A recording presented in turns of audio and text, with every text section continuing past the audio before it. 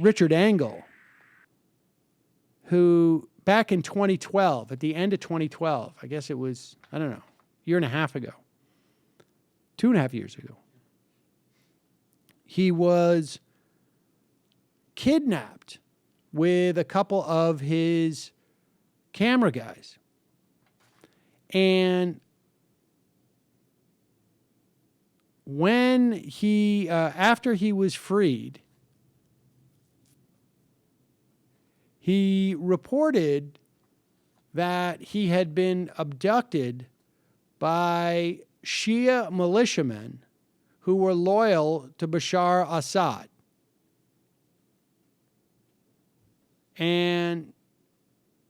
But it turns out now, according to the New York Times and NBC, that all of that was faked.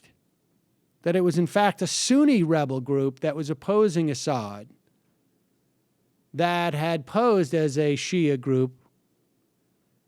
And NBC, and they did this last week, in the middle of the week. I guess it was Wednesday night. They just put a little blog post saying, we were wrong about that. Now, in retrospect, I don't know that it would have dramatically changed the outcomes ultimately of what U.S. involvement was. I don't know if at the time it enhanced the push. We almost ended up getting involved in that. Or at least, I mean, I guess to a certain extent, we're involved now as far as we're dropping bombs on ISIS. But what's sort of stunning about this is apparently, according to the New York Times, NBC executives knew during the time that Engel was abducted that it was very possibly and perhaps likely that it was a Sunni opposition group. So you have the NBC News allowing basically a false story to stand for years, knowing that it wasn't the case.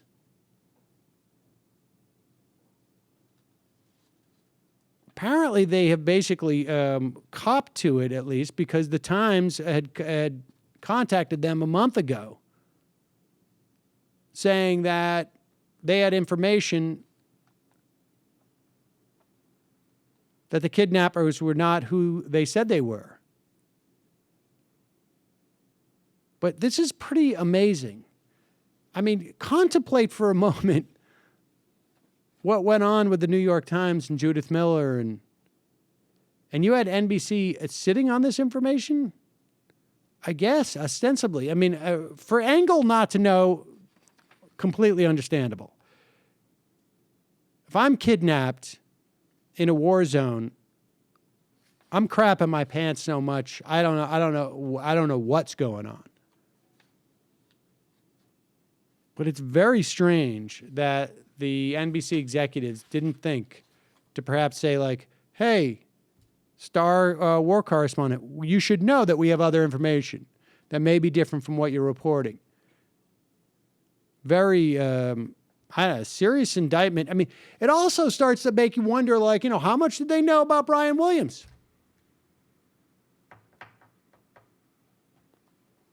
Very strange.